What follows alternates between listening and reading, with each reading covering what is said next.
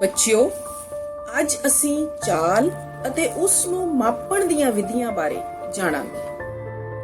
ਜਿਵੇਂ ਕਿ ਤੁਹਾਨੂੰ ਸਾਰਿਆਂ ਨੂੰ ਪਤਾ ਹੈ ਕਿ ਜੇਕਰ ਕਿਸੇ ਵਸਤੂ ਦੀ ਸਥਿਤੀ ਉਸ ਦੇ ਆਲੇ ਦੁਆਲੇ ਰੱਖੀਆਂ ਹੋਈਆਂ ਵਸਤੂਆਂ ਦੇ ਅਨੁਸਾਰ ਦਿੱਤੇ ਸਮੇਂ ਵਿੱਚ ਬਦਲਦੀ ਹੈ ਤਾਂ ਉਹ ਵਸਤੂ ਗਤੀ ਵਿੱਚ ਹੈ। ਪਰੰਤੂ ਅਗਰ ਇਹ ਸਥਿਤੀ ਨਹੀਂ ਬਦਲਦੀ ਤਾਂ ਉਹ ਵਸਤੂ ਸਥਿਰ ਮੰਨੀ ਜਾਂਦੀ ਹੈ। ਬੱਚਿਓ, ਕੁਝ ਵਸਤੂਆਂ ਤੇਜ਼ ਗਤੀ ਕਰਦੀਆਂ ਹਨ ਅਤੇ ਕੁਝ ਧੀਮੀ ਗਤੀ ਕਰਦੀਆਂ ਹਨ। ਪਰ ਇਹ ਅਸੀਂ ਕਿਵੇਂ ਪਤਾ ਕਰਾਂਗੇ? ਆਓ ਅੱਜ ਅਸੀਂ ਇਹਦੇ ਬਾਰੇ ਜਾਣੀਏ। ਕਿਸੇ ਦਿੱਤੇ ਸਮੇਂ ਵਿੱਚ ਤੈਅ ਕੀਤੀ ਗਈ ਦੂਰੀ ਤੋਂ ਅਸੀਂ ਪਤਾ ਕਰ ਸਕਦੇ ਹਾਂ ਕਿ ਉਹ ਵਸਤੂ ਦੀ ਗਤੀ ਧੀਮੀ ਹੈ ਜਾਂ ਤੇਜ਼। ਜਿਵੇਂ ਕਿ ਚਿੱਤਰ ਵਿੱਚ ਦਰਸਾਇਆ ਗਿਆ ਹੈ ਕਿ ਇੱਕੋ ਜਿਹੇ ਸਮੇਂ ਵਿੱਚ ਇੱਕ ਵੱਡੇ ਆਦਮੀ ਨੇ A ਪੁਆਇੰਟ ਤੋਂ C ਪੁਆਇੰਟ ਤੱਕ ਦੀ ਦੂਰੀ ਤੈਅ ਕੀਤੀ, ਜਦੋਂ ਕਿ ਇੱਕ ਛੋਟੇ ਬੱਚੇ ਨੇ ਉਸੇ ਸਮੇਂ ਵਿੱਚ A ਤੋਂ B ਤੱਕ ਦੀ ਦੂਰੀ ਤੈਅ ਕੀਤੀ। ਇਸ ਦਾ ਮਤਲਬ ਹੈ ਕਿ ਇਹ ਬੱਚਾ ਵੱਡੇ ਆਦਮੀ ਨਾਲੋਂ ਧੀਮੀ ਚਾਲ ਨਾਲ ਚੱਲਿਆ। ਇਸ ਉਦਾਹਰਣ ਵਿੱਚ ਅਸੀਂ ਸਮਾਂ ਇੱਕੋ ਜਿਹਾ ਰੱਖਿਆ ਸੀ, ਪਰ ਗਤੀ ਮਾਪਣ ਲਈ ਇੱਕ ਹੋਰ ਤਰੀਕਾ ਵੀ ਹੈ ਜਿਸ ਵਿੱਚ ਅਸੀਂ ਦੂਰੀ ਇੱਕੋ ਜਿਹੀ ਰੱਖਾਂਗੇ। ਜਿਵੇਂ ਕਿ ਬੱਚਿਓ, ਆਪਣੇ ਸਕੂਲ ਦੀਆਂ ਖੇਡਾਂ ਵਿੱਚ ਜਦੋਂ ਦੌੜਾਂ ਹੁੰਦੀਆਂ ਹਨ ਤਾਂ ਉਹਨਾਂ ਦਾ ਇੱਕ ਹੀ ਸ਼ੁਰੂਆਤੀ ਬਿੰਦੂ ਅਤੇ ਇੱਕ ਹੀ ਅੰਤਿਮ ਬਿੰਦੂ ਹੁੰਦਾ ਹੈ। ਕਿ ਭਾਵ ਅਸੀਂ ਦੂਰੀ ਫਿਕਸ ਕਰ ਦਿੰਦੇ ਹਾਂ। ਹਰ ਇੱਕ ਬੱਚਾ ਇੱਕ ਸਮੇਂ ਤੇ ਦੌੜ ਸ਼ੁਰੂ ਕਰਦਾ ਹੈ, ਪਰ ਜਿਹੜਾ ਬੱਚਾ ਅੰਤਿਮ ਬਿੰਦੂ ਤੇ ਪਹਿਲਾਂ ਪਹੁੰਚ ਜਾਂਦਾ ਹੈ ਉਹ ਜਿੱਤ ਜਾਂਦਾ ਹੈ। ਇਸ ਦਾ ਭਾਵ ਹੈ ਕਿ ਉਸ ਦੀ ਚਾਲ ਸਭ ਤੋਂ ਤੇਜ਼ ਸੀ। ਇਸ ਲਈ ਬੱਚਿਓ, ਚਾਲ ਮਾਪਣ ਲਈ ਸਮਾਂ ਅਤੇ ਦੂਰੀ ਦੋਵਾਂ ਦਾ ਅਧਿਐਨ ਰੱਖਣਾ ਬਹੁਤ ਜ਼ਰੂਰੀ ਹੈ। ਇਸ ਲਈ ਚਾਲ ਮਾਪਣ ਲਈ ਅਸੀਂ ਜਿਸ ਫਾਰਮੂਲਾ ਦੀ ਵਰਤੋਂ ਕਰਦੇ ਹਾਂ ਉਹ ਹੈ ਚਾਲ ਬਰਾਬਰ ਤੈਅ ਕੀਤੀ ਦੂਰੀ ਬਟਾ ਲਿਆ ਗਿਆ ਕੁੱਲ ਸਮਾਂ। ਭਾਵ ਤੁਹਾਡੇ ਦੁਆਰਾ ਤੈਅ ਕੀਤੀ ਗਈ ਦੂਰੀ ਨੂੰ ਅਗਰ ਅਸੀਂ ਕੁੱਲ ਸਮੇਂ ਨਾਲ ਡਿਵਾਈਡ ਕਰਦੇ ਹਾਂ ਤਾਂ ਸਾਨੂੰ ਚਾਲ ਦਾ ਪਤਾ ਚੱਲਦਾ ਹੈ। ਇਸੇ ਤਰ੍ਹਾਂ ਅਸੀਂ ਹਰ ਗਤੀ ਕਰ ਰਹੀ ਵਸਤੂ ਦੀ ਚਾਲ ਮਾਪ ਸਕਦੇ ਹਾਂ। ਜਿਵੇਂ ਕਿ ਤੁਸੀਂ ਜਾਣਦੇ ਹੋ, ਸਾਇੰਸ ਵਿਸ਼ੇ ਵਿੱਚ ਹਰ ਇੱਕ ਭੌਤਿਕ ਮਾਤਰਾ ਨੂੰ ਮਾਪਣ ਲਈ ਕਿਸੇ ਮਾਤਰਕ ਇਕਾਈ ਦੀ ਲੋੜ ਪੈਂਦੀ ਹੈ। ਇਸੇ ਲਈ ਅਗਰ ਅਸੀਂ ਹੁਣ ਚਾਲ ਬਾਰੇ ਪੜ੍ਹਿਆ ਹੈ ਤਾਂ ਚਾਲ ਦੀ ਇਕਾਈ ਬਾਰੇ ਜਾਣਾਂਗੇ। ਜਿਵੇਂ ਕਿ ਤੁਸੀਂ ਜਾਣਦੇ ਹੋ, ਤੈਅ ਕੀਤੀ ਗਈ ਦੂਰੀ ਨੂੰ ਅਸੀਂ ਮੀਟਰ ਜਾਂ ਕਿਲੋਮੀਟਰ ਵਿੱਚ ਮਾਪਦੇ ਹਾਂ ਅਤੇ ਸਮੇਂ ਨੂੰ ਅਸੀਂ ਸੈਕਿੰਡ ਜਾਂ ਘੰਟਿਆਂ ਵਿੱਚ ਮਾਪਦੇ ਹਾਂ। ਇਸ ਲਈ ਬੱਚਿਓ, ਚਾਲ ਦੀ ਮਾਤਰਕ ਇਕਾਈ ਮੀਟਰ ਪਰ ਸੈਕਿੰਡ ਹੈ ਜਾਂ ਮੀਟਰ ਪ੍ਰਤੀ ਸੈਕਿੰਡ ਕਹਿ ਸਕਦੇ ਹਾਂ ਅਤੇ ਇਸ ਨੂੰ ਕਿਲੋਮੀਟਰ ਪ੍ਰਤੀ ਘੰਟਾ ਵਿੱਚ ਵੀ ਮਾਪ ਸਕਦੇ ਹਾਂ। ਤੁਸੀਂ ਸਾਰਿਆਂ ਨੇ ਹੀ ਵਹੀਕਲਸ ਵਿੱਚ ਚਾਲ ਮਾਪਣ ਵਾਲਾ ਯੰਤਰ ਲੱਗਿਆ ਦੇਖਿਆ ਹੋਵੇਗਾ। ਉਹ ਵੀ ਸਾਨੂੰ ਇਹ ਹੀ ਦੱਸਦਾ ਹੈ ਕਿ ਵਾਹਨ ਨੇ 1 ਘੰਟੇ ਵਿੱਚ ਕਿੰਨੀ ਦੂਰੀ ਤੈਅ ਕੀਤੀ। ਬੱਚਿਓ, ਇਸੇ ਤਰ੍ਹਾਂ ਜੇ ਸਾਨੂੰ ਕਿਸੇ ਵਸਤੂ ਦੀ ਚਾਲ ਅਤੇ ਦੂਰੀ ਪਤਾ ਹੈ ਤਾਂ ਅਸੀਂ ਉਸ ਦੂਰੀ ਨੂੰ ਤੈਅ ਕਰਨ ਲਈ ਲੱਗਿਆ ਸਮਾਂ ਪਤਾ ਕਰ ਸਕਦੇ ਹਾਂ। ਲਿਆ ਗਿਆ ਸਮਾਂ ਬਰਾਬਰ ਹੈ ਦੂਰੀ ਬਟਾ ਚਾਲ। ਇਸੇ ਤਰ੍ਹਾਂ ਹੀ ਜੇ ਸਾਨੂੰ ਚਾਲ ਅਤੇ ਸਮੇਂ ਬਾਰੇ ਗਿਆਨ ਹੈ ਤਾਂ ਅਸੀਂ ਦੂਰੀ ਬਾਰੇ ਪਤਾ ਕਰ ਸਕਦੇ ਹਾਂ।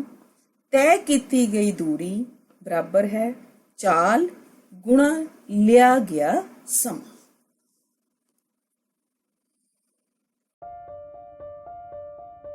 ਬੱਚਿਓ, ਜਿਵੇਂ ਅਸੀਂ ਦੂਰੀ ਨੂੰ ਕਿਲੋਮੀਟਰ, ਮੀਟਰ, ਮਿਲੀਮੀਟਰ, ਸੈਂਟੀਮੀਟਰ ਵਿੱਚ ਮਾਪ ਸਕਦੇ ਹਾਂ, ਇਸੇ ਤਰ੍ਹਾਂ ਅਸੀਂ ਸਮੇਂ ਨੂੰ ਵੀ ਸਾਲ, ਮਹੀਨਾ, ਦਿਨ, ਘੰਟਾ, ਮਿੰਟ ਅਤੇ ਸੈਕਿੰਡ ਵਿੱਚ ਮਾਪ ਸਕਦੇ ਹਾਂ। ਇਸ ਤੋਂ ਵੱਡਾ ਸਮਾਂ ਮਾਪਣ ਲਈ ਮਿਲੇਨੀਅਮ, ਜੋ ਕਿ 1000 ਸਾਲਾਂ ਦੇ ਬਰਾਬਰ ਹੁੰਦਾ ਹੈ, ਜਾਂ ਸੈਂਚੁਰੀ, ਜੋ 100 ਸਾਲਾਂ ਦੀ ਹੁੰਦੀ ਹੈ, ਇਹਨਾਂ ਦੀ ਵੀ ਵਰਤੋਂ ਕਰਦੇ ਹਾਂ। ਪਰ ਇਹ ਸਭ ਸਮੇਂ ਦੀਆਂ ਵੱਡੀਆਂ ਇਕਾਈਆਂ ਹਨ। ਬੱਚਿਓ, ਕੀ ਤੁਸੀਂ ਕਦੇ ਸੋਚਿਆ ਹੈ ਕਿ ਪੁਰਾਣੇ ਸਮੇਂ ਵਿੱਚ ਸਮੇਂ ਨੂੰ ਕਿਵੇਂ ਮਾਪਿਆ ਜਾਂਦਾ ਸੀ? ਪ੍ਰਕਿਰਤੀ ਵਿੱਚ ਹੋਣ ਵਾਲੀਆਂ ਘਟਨਾਵਾਂ ਅਨੁਸਾਰ ਸਮੇਂ ਦਾ ਅੰਦਾਜ਼ਾ ਲਗਾਇਆ ਜਾਂਦਾ ਸੀ। ਪਰਛਾਵਿਆਂ ਨੂੰ ਵੇਖ ਕੇ ਵੀ ਸਮੇਂ ਬਾਰੇ ਪਤਾ ਕੀਤਾ ਜਾਂਦਾ ਸੀ। ਜਿਵੇਂ ਕਿ ਇੱਕ ਸੂਰਜ ਚੜ੍ਹਨ ਤੋਂ ਅਗਲੇ ਸੂਰਜ ਚੜ੍ਹਨ ਦੇ ਵਿੱਚ ਸਮੇਂ ਨੂੰ ਇੱਕ ਦਿਨ ਮੰਨਿਆ ਜਾਂਦਾ ਸੀ। ਇਸੇ ਤਰ੍ਹਾਂ ਮਹੀਨੇ ਨੂੰ ਇੱਕ ਪੂਰਨਮਾਸ਼ੀ ਤੋਂ ਅਗਲੀ ਪੂਰਨਮਾਸ਼ੀ ਤੱਕ ਦਾ ਸਮਾਂ ਮੰਨਿਆ ਗਿਆ। ਇੱਕ ਸਾਲ ਲਈ ਉਹ ਸਮਾਂ ਨਿਯਤ ਕੀਤਾ ਗਿਆ ਜਿੰਨੇ ਸਮੇਂ ਵਿੱਚ ਧਰਤੀ ਸੂਰਜ ਦੀ ਇੱਕ ਪਰਿਕਰਮਾ ਪੂਰੀ ਕਰਦੀ ਹੈ। ਪਰ ਬੱਚਿਓ, ਅਕਸਰ ਸਾਨੂੰ ਇੱਕ ਦਿਨ ਤੋਂ ਕਾਫੀ ਛੋਟੇ ਸਮੇਂ ਅੰਤਰਾਲ ਨੂੰ ਵੀ ਮਾਪਣ ਦੀ ਜ਼ਰੂਰਤ ਪੈਂਦੀ ਹੈ।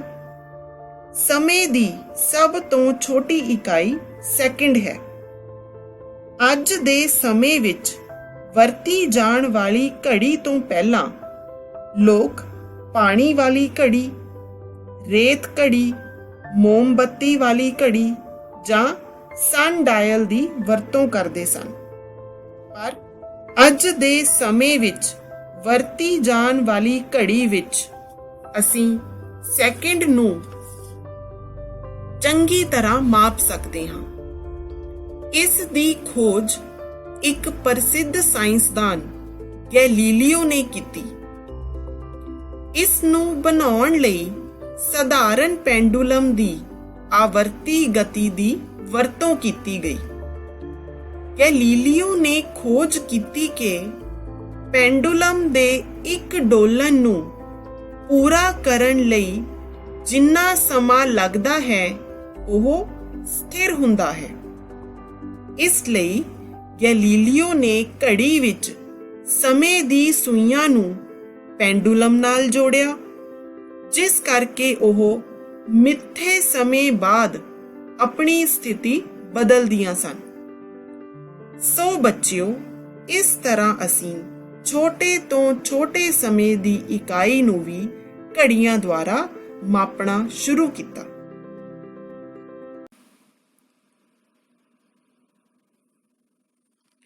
ਬੱਚਿਓ, ਦੂਰੀ ਸਮਾਂ ਗ੍ਰਾਫ ਜਾਣਨ ਤੋਂ ਪਹਿਲਾਂ ਆਪਾਂ ਇਹ ਜਾਣੀਏ ਕਿ ਗ੍ਰਾਫ ਕੀ ਹੁੰਦਾ ਹੈ। ਇੱਕ ਭੌਤਿਕ ਮਾਤਰਾ ਦੇ ਬਦਲਣ ਨਾਲ ਦੂਸਰੀ ਭੌਤਿਕ ਮਾਤਰਾ ਉੱਤੇ ਪੈਣ ਵਾਲੇ ਅਸਰ ਨੂੰ ਚਿੱਤਰ ਰੂਪ ਵਿੱਚ ਦਰਸਾਉਣ ਨੂੰ ਗ੍ਰਾਫ ਆਖਦੇ ਹਨ।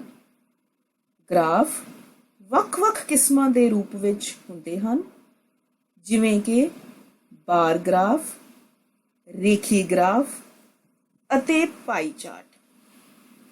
ਇਹ ਤਿੰਨੋਂ ਕਿਸਮਾਂ ਇੱਕ ਦੂਸਰੇ ਤੋਂ ਬਹੁਤ ਭਿੰਨ ਹੁੰਦੀਆਂ ਹਨ। ਜਿਵੇਂ ਕਿ ਤੁਸੀਂ ਵੇਖ ਰਹੇ ਹੋ, ਬਾਰ ਗ੍ਰਾਫ ਵਿੱਚ ਕਿਸੇ ਵੀ ਭੌਤਿਕ ਮਾਤਰਾ ਦੇ ਸੰਖਿਆਤਮਕ ਮਾਪ ਨੂੰ ਬਾਰ ਦੇ ਰੂਪ ਵਿੱਚ ਦਰਸਾਇਆ ਗਿਆ ਹੈ। ਪਾਈ ਚਾਰਟ ਇੱਕ ਗੋਲਾਕਾਰ ਚਾਰਟ ਹੁੰਦਾ ਹੈ ਜੋ ਕਿ ਵੱਖ-ਵੱਖ ਭਾਗਾਂ ਵਿੱਚ ਵੰਡਿਆ ਹੁੰਦਾ ਹੈ। ਹਰੇਕ ਭਾਗ ਕਿਸੇ ਭੌਤਿਕ ਮਾਤਰਾ ਦੇ ਵੱਖ-ਵੱਖ ਸੰਖਿਆਤਮਕ ਮਾਪਾਂ ਨੂੰ ਦਰਸਾਉਂਦਾ ਹੈ। ਰੇਖੀ ਗ੍ਰਾਫ ਵਿੱਚ ਅਸੀਂ ਸੰਖਿਆਤਮਕ ਮਾਨ ਨੂੰ ਰੇਖਾ ਦੇ ਰੂਪ ਵਿੱਚ ਦਰਸਾਉਂਦੇ ਹਾਂ। ਆਓ ਅਸੀਂ ਹੁਣ ਇਸ ਰੇਖੀ ਗ੍ਰਾਫ ਬਾਰੇ ਚਰਚਾ ਕਰਦੇ ਹਾਂ। ਇਸ ਨੂੰ ਬਣਾਉਣ ਲਈ ਸਾਨੂੰ ਕੋਈ ਦੋ ਭੌਤਿਕ ਮਾਤਰਾਵਾਂ ਦੀ ਜ਼ਰੂਰਤ ਹੋਵੇਗੀ। ਉਦਾਹਰਣ ਵਜੋਂ ਅਸੀਂ ਅਲੱਗ-ਅਲੱਗ ਸਮੇਂ ਤੇ ਕਿਸੇ ਕਾਰ ਦੁਆਰਾ ਤੈਅ ਕੀਤੀਆਂ ਗਈਆਂ ਦੂਰੀਆਂ ਨੂੰ ਨੋਟ ਕਰਾਂਗੇ। ਮੰਨ ਲਓ 5 ਮਿੰਟ ਵਿੱਚ ਇੱਕ ਕਾਰ ਨੇ 2 ਕਿਲੋਮੀਟਰ ਦੂਰੀ ਤੈਅ ਕੀਤੀ। 10 ਮਿੰਟ ਵਿੱਚ ਉਸੇ ਕਾਰ ਨੇ 4 ਕਿਲੋਮੀਟਰ ਦੂਰੀ ਤੈਅ ਕੀਤੀ। ਇਸੇ ਤਰ੍ਹਾਂ ਬੱਚਿਓ 20-30 ਮਿੰਟ ਤੇ ਵੀ ਕਾਰ ਦੁਆਰਾ ਤੈਅ ਕੀਤੀ ਗਈ ਦੂਰੀ ਨੋਟ ਕਰਾਂਗੇ। ਇਹ ਸੰਖਿਆਵਾਂ ਅਸਲ ਵਿੱਚ ਇਹ ਦੱਸ ਰਹੀਆਂ ਹਨ ਕਿ ਕਾਰ ਗਤੀ ਕਰ ਰਹੀ ਹੈ।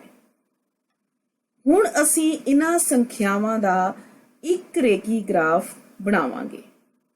ਬੱਚਿਓ, ਸਾਡੇ ਕੋਲ ਦੋ ਚਰ ਸੰਖਿਆਵਾਂ ਹਨ, ਪਹਿਲੀ ਸਮਾਂ ਅਤੇ ਦੂਸਰੀ ਦੂਰੀ। ਗ੍ਰਾਫ ਬਣਾਉਣ ਲਈ ਸਭ ਤੋਂ ਪਹਿਲਾਂ ਇਹਨਾਂ ਸੰਖਿਆਵਾਂ ਨੂੰ ਦਰਸਾਉਣ ਲਈ ਦੋ ਲੰਬਾਤਮਕ ਰੇਖਾਵਾਂ ਖਿੱਚੋ। ਇਹਨਾਂ ਰੇਖਾਵਾਂ ਵਿੱਚ ਖੜੀ ਰੇਖਾ y ਧੁਰਾ ਹੈ ਅਤੇ ਲੇਟਵੀਂ ਰੇਖਾ x ਧੁਰਾ ਹੈ। ਇਹ ਦੋਵੇਂ ਰੇਖਾਵਾਂ ਇੱਕ ਦੂਜੇ ਨੂੰ ਜਿਸ ਬਿੰਦੂ ਤੇ ਕੱਟਦੀਆਂ ਹਨ ਉਸ ਨੂੰ ਮੂਲ ਬਿੰਦੂ ਆਖਦੇ ਹਨ। ਮੂਲ ਬਿੰਦੂ ਦੋਨੋਂ ਭੌਤਿਕ ਮਾਤਰਾਵਾਂ ਦਾ ਮਾਨ 0 ਦਰਸਾਉਂਦਾ ਹੈ। ਸਾਡੇ ਮਾਪ ਅਸੀਂ ਮੂਲ ਬਿੰਦੂ ਤੋਂ ਹੀ ਸ਼ੁਰੂ ਕਰਾਂਗੇ। ਹੁਣ y ਧੁਰੇ ਤੇ ਅਸੀਂ ਦੂਰੀ ਦੇ ਮਾਪ ਲਿਖਾਂਗੇ ਅਤੇ x ਧੁਰੇ ਤੇ ਅਸੀਂ ਸਮੇਂ ਦੇ ਮਾਪ ਲਿਖਾਂਗੇ। ਭਾਵ x ਧੁਰਾ ਸਮੇਂ ਨੂੰ ਦਰਸਾਉਂਦਾ ਹੈ ਅਤੇ y ਧੁਰਾ ਦੂਰੀ ਨੂੰ ਦਰਸਾਉਂਦਾ ਹੈ। ਗ੍ਰਾਫ ਪੇਪਰ ਉੱਤੇ ਦਿੱਤੀਆਂ ਗੂੜੀਆਂ ਰੇਖਾਵਾਂ ਉੱਤੇ ਸਮਾਂ ਅਤੇ ਦੂਰੀ ਦਾ ਚੁਣਿਆ ਗਿਆ ਪੈਮਾਨਾ ਦਰਸਾਵਾਂਗੇ। ਹੁਣ 5 ਮਿੰਟ ਦੇ ਮਾਪ ਤੇ ਉੱਪਰ ਵੱਲ ਜਾ ਕੇ y ਧੁਰੇ ਤੋਂ 2 ਕਿਲੋਮੀਟਰ ਦੇ ਸਾਹਮਣੇ ਬਿੰਦੂ ਲਗਾਵਾਂਗੇ। ਇਸੇ ਤਰ੍ਹਾਂ 10 ਮਿੰਟ ਤੋਂ ਉੱਪਰ ਜਾ ਕੇ y ਧੁਰੇ ਤੇ ਲਿਖੇ ਗਏ 4 ਕਿਲੋਮੀਟਰ ਦੇ ਸਾਹਮਣੇ ਬਿੰਦੂ ਲਗਾਵਾਂਗੇ।